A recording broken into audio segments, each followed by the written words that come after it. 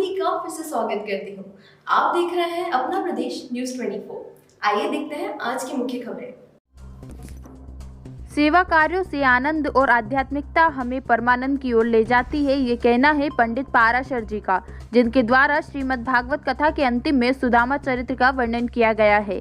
राजगढ़ जिले की जीरापुर तहसील की पोलाखेड़ा पंचायत के ग्राम दाईखेड़ी में श्रीमद् भागवत ज्ञान गंगा का संगीतमय आयोजन किया जा रहा है। कथावाचक पंडित राहुल पाराशर द्वारा भागवत महापुराण पर संगीत में कथा प्रवचन देते हुए कहा कि भगवान श्री राम और कृष्ण के संपूर्ण जीवन से हमें बहुत प्रेरणा मिलती है। सेवा कार्य और आध्यात्मिकता जीवन को आनंद से परमानंद की ओर ले जाते हैं।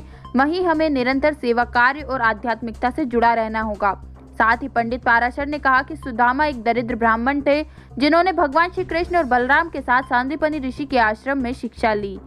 दरिद्रता तो जैसे सुदामा की चीड़ ही संगनी ही थी। एक टूटी झोपड़ी, 2-4 पात्र और लज्जा ढकने के लिए कुछ मैले और चिथड़े वस्त्र।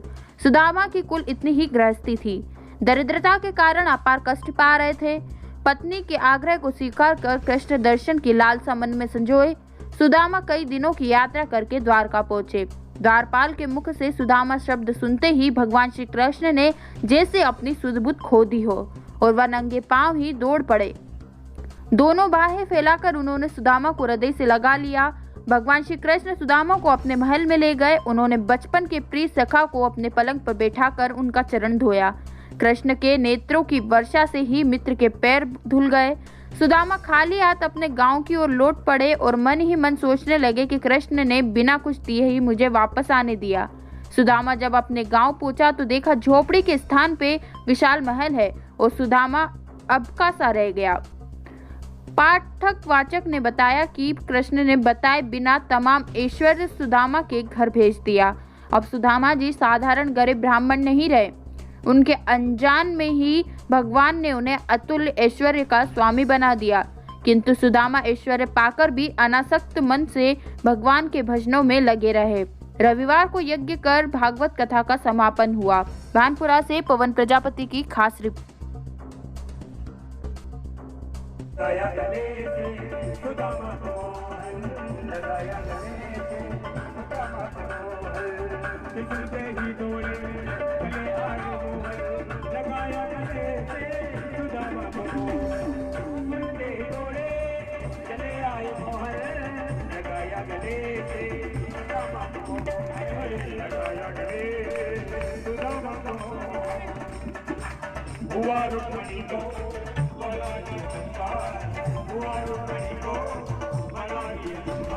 भैया ये कौन सी नगरी है? लोगों ने कहा कि भैया ये तो द्वारकापुरी छे। बोले कृष्णचंद्र महाराज का महल। बोले सीधे चले जाओ। बस सीधे चले तो महाराज द्वारकाधीश के द्वार पर।